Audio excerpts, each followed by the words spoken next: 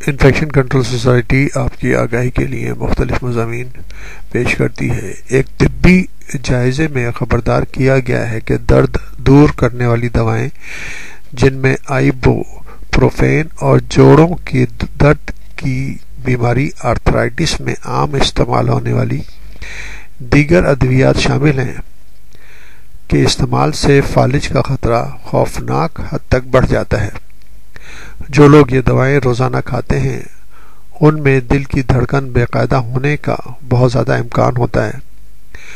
یہ صورتحال مہلک ہو سکتی ہے۔ 30,000 مریضوں پر مشتمل اس ریسرچ میں دیکھا گیا کہ آئیبوپروفین سمیت اس قسم کی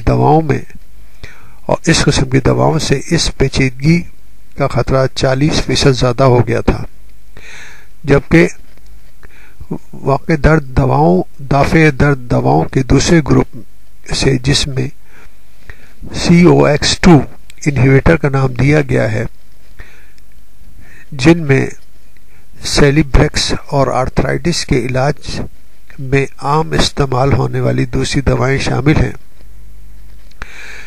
اس خطرے کو 70% تک بڑھا دیتی ہیں۔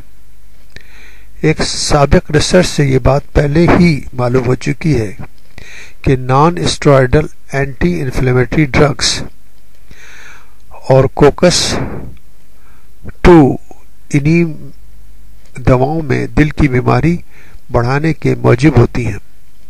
ایسی بعض دوائیں مارکیٹ سے واپس بھی لی جا چکی ہیں کیونکہ ان میں رسک بہت زیادہ دیکھا گیا تھا۔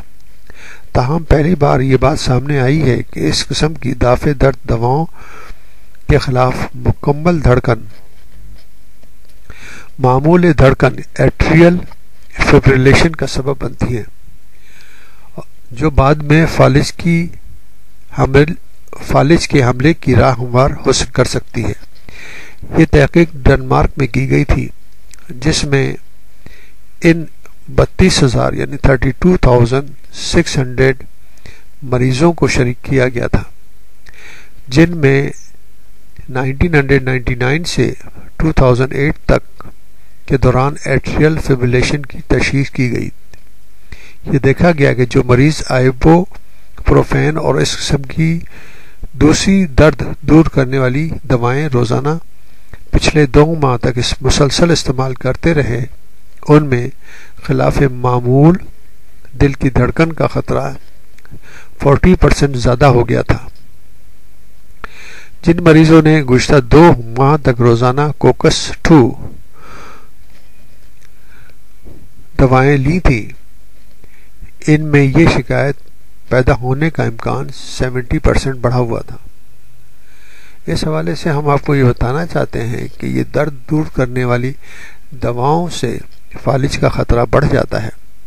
اگر اس دوران ایٹریل فبریلیشن یا دل کی دھڑکن خلاف معمول زیادہ ہو جاتی ہے تو آپ اپنے ڈاکٹر سے مشورہ کر کے ان دواؤں سے پرہیز کرنا چاہیے تاکہ فالج کے مرض سے محفوظ رہ سکیں۔